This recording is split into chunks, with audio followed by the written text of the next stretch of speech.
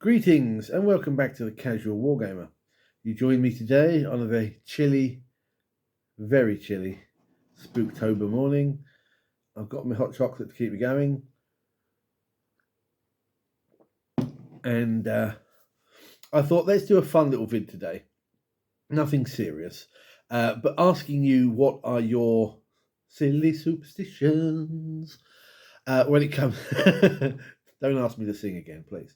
When it comes to Warhammer or wargaming in general, what are your superstitions that you adhere to? Myself, I have three, which I will go through for you. Number one, and this one is actual physics, so bear with me. It's not a missile launcher or a missile, it's a rocket launcher or rocket. Why? Because if you say it's a missile, it will miss. Physics. Believe me, the way it rolls for me, it's physics. So it must always be said to be a rocket or rocket launcher. I'm not the only one that does this. I think a lot of other people have noticed this works as well. Say rocket, it will hit its target. Say miss, and it will miss. Secondly, this goes back to my Dungeons and Dragons days.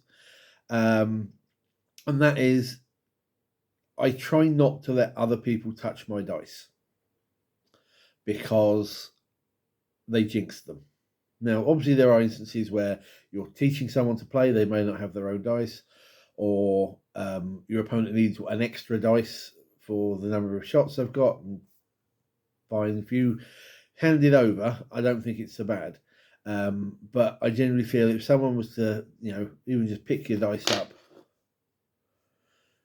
have a look, put it back down, or just move them, I kind of feel that that's bad luck. They've kind of imprinted their own energies, as it were, onto your dice, and therefore they're not going to work well for you.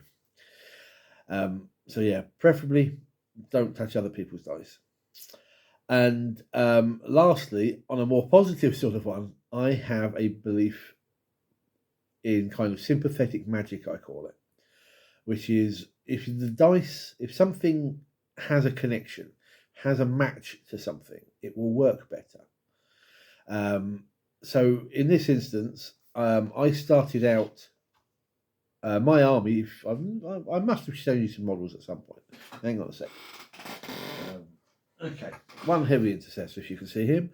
He is primarily silver with purple shoulder pads, a little bit of green trim, and a red gun. But primarily the colours are purple and silver. So I went out and bought a load of these equal little dice, which I don't know if you can see under this awful light, are purple with silver dots. The idea being that they match the colour of the army, they will roll better. A couple of years back, the people at my local store were very generous and they forked out for me to have a set of custom dice, which are purple. There's no silver, unfortunately, because of black dots, but that's not a complaint. But they bear the Imperial Fists logo. I'm fairly certain you can't see that very well. There you go. My chapter being a success with the Imperial Fists. So there's, again, some sort of sympathetic magic involved. I do have other dice. If I need extra weapons that are firing, there's a melter gun in there or a plasma or whatever, I do accept that. But I like to have dice. I like to have something that matches the army, matches the models. I don't know if anyone else does that, but I do. A little honourable mention as well is I found a load of these, well, I say a load of these, two, of my old Warhammer Fantasy scatter dice. And as a little bit of, I don't know whether I call it a superstition or it's just a little bit of fun, but whenever a unit of mine fails a battle shock test, they get this facing, and it is known as the Arrow of Shame. And it points them out to go that they were very naughty and they failed a battle shock test. Hopefully on the grounds that it will scare them into passing it on their next roll. That's my silly superstitions. So I'm throwing up the floor to you. What are yours? And or if you don't have superstitions, because you're a more logical person than the rest of us. Tell us why. Or if you used to have silly superstitions, tell me what they were. Anyway, thank you for watching, guys. And I'll see you shortly in another vid. Take care. Good gaming.